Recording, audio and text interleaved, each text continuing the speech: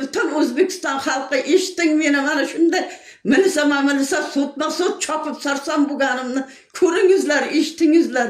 Katta viloyat hokimlari bor, viloyat prokurorlari bor. Ilayim boshidan qolsin, kallasini yesin bunday qarorlar.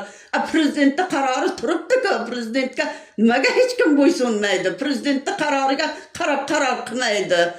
Yangi O'zbekiston-ku, prezidentimizning shuncha qonunlari chiqib, shu gullab yashnab turgan vaqti bizlar ham kun ko'raylik. 80 yoshga kirib shunday sut chopib o'lib ketamizmi? Sharsamizni kattalariga qolsa bizlarni yo'q qilib yuboradi o'ldirib. Agar bizlarga o'xshab ketman chopib oylik olganda xalqning qadriga yetaydi. Bizlarga ham bir adolat bo'lsa, bizlar ham kun ko'rsak, qani o'sha prezidentda aytgan qonunlari bizlar uchun. Bu stolni egallaganlar, bu o'tirganlar nima uchun prezidentimizning siyosatini amalga oshirmaydi?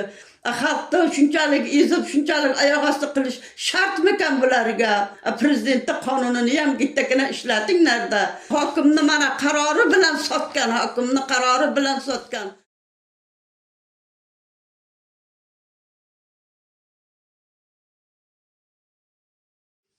Assalomu alaykum. Hurmatli prezidentim Shavkat Miromonovich. Assalomu alaykum butun O'zbekiston xalqi. Meni eshityapsizlarmi? Men murojaat qilyapman xalqimga. Meni 11 ta bolam bor. 77 ga kirdim. Mana 80 ga yaqinlashib bordim. Men bir tuhmatga qoldim. Mana shuning uchun men sizlarga chiqdim. Sizlarga murojaat qilib chiqdim. Meni hovlim ana shu yoni sug'orilayotgan yerida, shu yerda 1 gektarini hokimimiz Samat Hasanov tuman hokimining qaroriga asosan sug'oriladigan yer sotilgan. Qo'shnim hamsoyaga sotgan, shu yerda olgan.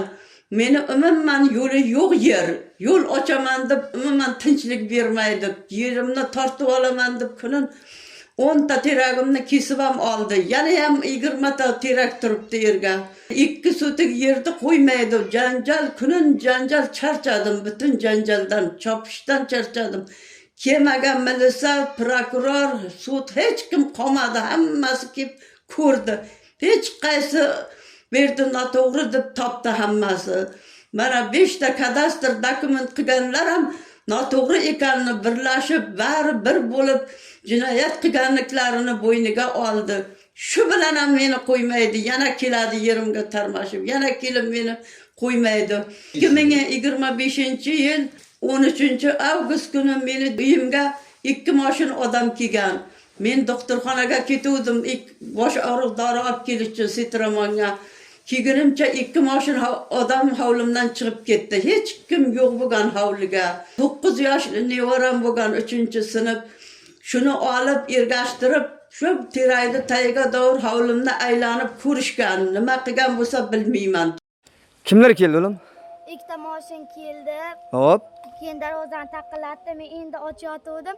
Birdan 9 odam kirib keldi. Hop.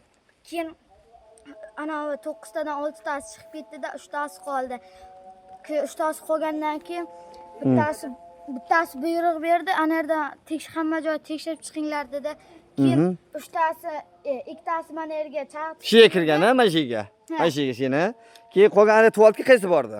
Tualetga bittasi semizga kirib ketib qoldi. Ha, bu yoqqa kim necha kishi ketdi?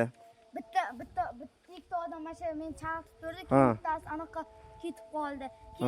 Keyin qaytayotgan paytimiz ana ikkita bu 3ta bo'lib ketayotdi, keyin qaytayotgan paytimiz ikkita bo'lib qoldi. Yana ikkita bo'lib kelyapti bu yoqdan. Yo'q, ikkita bo'lib qaytdik-da. Ha, sen bilan? Ha. Ha, yoqqa necha kishi bordi shaharlarga? 3 kishi. 3 kishi bordimi? Aha.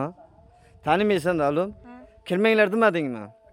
Yo'q, hali unday demasim, kirib ketib qoldi. O'zlarimi? Ha. Seni urishdimi, yo'qmi? Urushgan yo'q. Nima dedi seni? Nimani so'radi?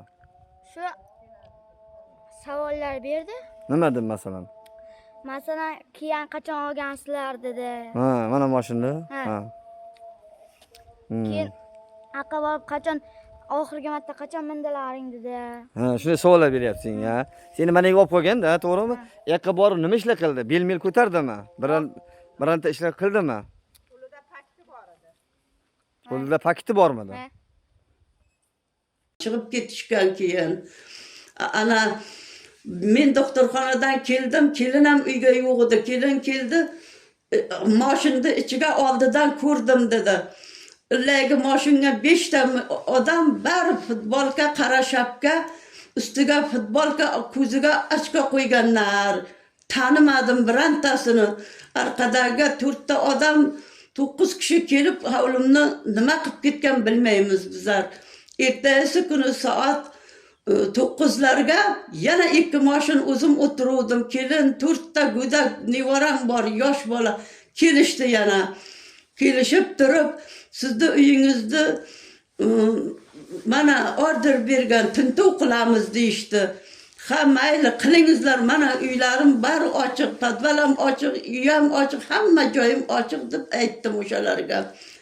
Ulardan bittasi oq ko'ylayli, yo'q uyingizda emas, hay olmani tagiga yuring, olmani tagidan borib chiqib kelamiz deb bizlarni ergashtirib shu olmani tagiga olib ketdi. Faqat 15 kishi bordik. Bu odamlarni tanimayman. Keyin o'zimizdan ham mahalla odamlar kelib qoldi. O bordi olmani tagida o'tlar hovjirab yotgan, olmalar qurigan, 3 oyda badaniga u angar suv ko'rmagan, umuman suv ko'rmagan edi. O'sha angarda 4 dona narsa ko'klab turibdi. Bir joyga mana shunday mushtay qilib tiqqan mana shu yerga. O ketman ham, tisha ham ko'rmagan. U faqat mana shunday tiqib qo'ygan, u suv qo'yilgan. Bitta yangi bakalashka turibdi oldiga, faqat suv qo'ygan. Bo'ldi. Buni kim ekdi deb menga aytishyapti bari. O'sha kelgan milisami, uchastkavoymi 15 odam kim ekdi buni deyapti. Kim necha kishi yashaysan deb 4 ta go'dak, o'g'lim, kelinim men dedim. Kim ekdi buni? Bu marixvanna deb aytdi. Bu nima edi o'zi desam, marixvanna bu siz ekkansiz deydi. Yo'q, buni men ekkanim yo'q bu. Bu shu bir 2 kunda chiqa bunyod bo'lgan. Oldin shillardan kelib o'tuvdik, bunday narsa yo'q edi dedim. Yo'q, Allah ekkansan ana shu yerga, ekkansan deb turdi. Kunin sudga chaqirib, milisaga chaqirib qo'yishmaydi. Hali tergovchi chaqiradi, hali u chaqiradi, hali bu chaqiradi. Tinchim qochdi meni. Umuman qo'ymaydi. Qarshiga narkologiyaga doğru borib tekshirtirib keldim. Hech qanday men bunday narsani birorta bolamga o'zim yemaganman ham, ko'rmaganmizam, ichmaganmizam. Ular yo'q, sen ekding, aytding ekdim deb qo'ymaydi meni. Lekin men ekmadim uni. Uni ekkanlar boshqalar edi. Meni hovlimda hech qanday devor yo'q. Ko'cha tomonlarim ham hammasi ochiq. Mana shu kelganlar 9 kishi kelib ketgan, hech inson ko'rmagan ularni. Mana shular kim ekdi deydi. Kim ekdi deganda men aytdim, kecha kelib ketgan 9 kishi kelgan, men yo'g'imda mana ko'rdim ketganini, lekin ko'rdim. Chiqib ketganini, mashinaga minib ketganini kelib ko'rdim, lekin to'xtamadi. Chavib hay deb qoldim baqirib, to'xtasin, u kim ekan deb ketib qolishdi mashinaga minib. Order bergan deb tekshiraman degan, uyingizda tintuv qilamiz deganlarga ana shunday qildi kecha. 2 mashin odam keldi dedik, bizlar bilmaymiz unday odamlarni deb aytdi. Nimaga bilmaysizlar? Bari shunday sizlarda odamlaringiz-ku bari. Bari ochka toqqan futbolkali odamlar-ku. Shapka kiygan desak bilmaymiz. Ularni qayerdan tanib, qayerdan topay? Keyin o'sha olmani tagiga borgandan keyin qani o'sha o'g'ling qani? Qayerga o'g'ling? Kelining qani deb kelin keyin yo'q, hozir keldim, kecha ham ko'rdim men. Baring mana shunday odam eding degan vaqtda nevaram 9 yoshli nevaramga kechagi odamlardan bormi yo'qmi shu yerga dedik. Hay Arig'dilovga turgan shapkalik bor edi, mana shu olmani tagiga turgan, qarab turgan mana shu oq ko'ylakli odam bor edi kecha deb aytdi. Birdan o'sha odam nima odamga o'xshaydi? Men emas dedim, boshqa bo'lgan. Men emas, tanimaysan sen meni, tanimay aytding deb baqirib qoldi nevaramga qarab. Nevaram jim bo'lib qo'rqib qoldi haligi odam baqirganga. Lekin 9 kishi kelib ketdi. Kim ekadi uni? Mana kim ekadi? Lekin ular faqat o'g'ling qani, o'g'ling deydi. Kelin qani, kelinsiz ekdingizmi deydi. Kelin qo'rqqan 4 ta bolasi bor, yosh go'dak. Men ekkanim yo'q deb, bu ana qiladi. Men ekkanim yo'q deymiz. Ularga kim nima qilaylik? O'g'limni o'zi chaqirgan edi, shaqqa ketgan edi. Ketgan deb aytdim. Qachon keladi? Nimaga ketdi deydi. Qayerdan bilay? Kelishini ham bilmayman. Nima degishini ham bilmayman. Shaqqa chaqirgan ketgan dedim. Mana 3 yildan beri bu janjal cho'zilib kelyapti. Bu kelishmovchiliklar qo'shnim bilan mana 1 gektar yerda yo'li yo'q yerda ekin ekiladigan sug'oriladigan yerda Samad Hasanov qarori bilan sotgan hokim. O'sha yerda qo'shnim olgan. Ana endi yo'l ochish uchun meni tomorqamni 2 sotik yerimni tortib olaman deydi. Men 50 yillik hovlimni qanday unga beraman? Qanday meni 50 yillik hovlimni unga beraman? O tortib olaman deb janjal qiladi. Samad Hasanovga bordim. Ana shunday qilyapti dedim. Meni endi ular qo'ymaydi. Bugun sudga, bugun milisaga, bugun yoqqa chaqirishib toza bezor jon qildik shu qarigan chog'imda. Qani qonun qani, qoida qani bunga. Qani bitta katta kelib ko'rib, mumkin emas-ku ber deb aytayotgan insonni o'zi qani o'sha katta oylik olib, pul olib, ana yerga o'tirgan ustol egalab o'tirganlar qani o'shalar. Kelib bittasi ko'rib, shu 50 yillik shu kampirni yerini nima qilasan tortib olib deb aytayotgan insonni o'zi yo'qdir, insonni o'zi yo'q. Men nima qilishim kerak? Yangi O'zbekiston prezidentimizni shuncha qonunlari chiqib, bizlarni gulla yashna O'zbekistonga deb qo'yibdi-ku. Shunday yashnayotgan vaqtda menga o'xshagan 80 ga kirgan kampir sotma-sot chopib yuradimi? Bir tuhmatning orqasidan qani buni tekshirib topib, mana bu bunday qilgan deyotgan odamni o'zi yo'q, o'sha kattani o'zi yo'q. Ana hatto shu ustol egalab o'tirgan kattalar shuni qilishga qurbi yetmasa kelib ko'rishga, kelib ko'rdi, bildi, 5 ta kadastrni mana jinoyatga tortdi, noto'g'ri beribdi deb yeringni qani kadastr deydi. Kadastr bor, hamma narsa bor desak, uni egalik qarori yo'q yeringni deydi. Egalik qarorini men qilmayman-ku. Ustol egalab o'tirib oylik olganlar qiladi-ku. Ya men qilishim kerakmi uni? Ustolga o'tirganlar qilib berishi kerak-ku menga o'shani. Borganimda, borsam, bor ket desam, men qayerga borishim kerak? Prezident, bir yordam qiling prezident bizlarga ham. Bizlar ham katta kun ko'raylik-da O'zbekiston xalqi bu shu gullab yashnab turgan vaqtda bizlar ham kun ko'raylik katta. Shu 80 yoshga kirib shunday sutmasız chopib o'lib ketamizmi? Endi o'lmay ketsak sizlar orqangizdan kun ko'rib qolaylik-da. Bu Sharsabizning hokimlariga, Sharsabizning prokurorlariga, Sharsabizning kattalariga qolsa bizlarni yo'q qilib yuboradi o'ldirib. Bular qaramaydi, umuman qonun qoidani bilmaydi bular. Faqat ustolga o'tirib oylik olishni biladi bular. Agar bizlarga o'xshab ketman chopib oylik olganda xalqning qadriga yetaydi. Bular umuman xalqning qadriga yetmaydi. Xalq mana shunday qiynalib, chopib, yig'lab kuni o'tib ketadi. Endi shunday deb o'lib ketishimiz mumkin, kun ko'rmay. Endi prezidentning aytgan qonunlariga borib bizlar ham kun ko'raylik, katta yordam bering bizlarga.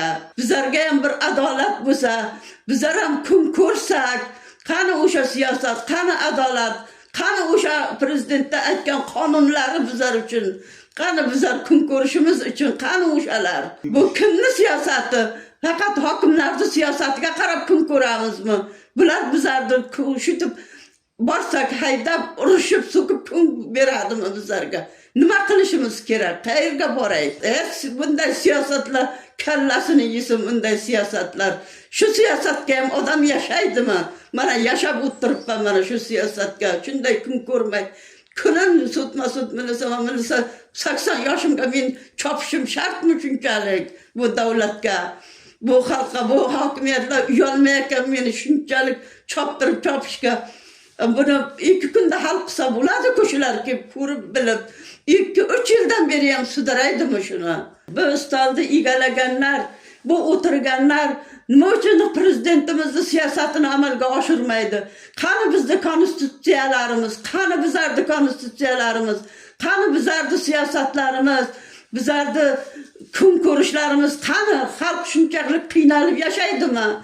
Xalqni shunchalik ezib, shunchalik oyoq osti qilish shartmikan bularga? Gittakina kattalar, ustalar egallaganlar, kun beringlarda bizlarga ham. Prezidentni qonunini ham gittakina ishlatinglarda. Prezidentni qonun qoidasini ham gitta amalga oshiringlarda. 1 gektar sug'oriladigan 1 gektar yer hokimni mana qarori bilan sotgan, hokimni qarori bilan sotgan. Noqonuniy qaror bo'lgan o.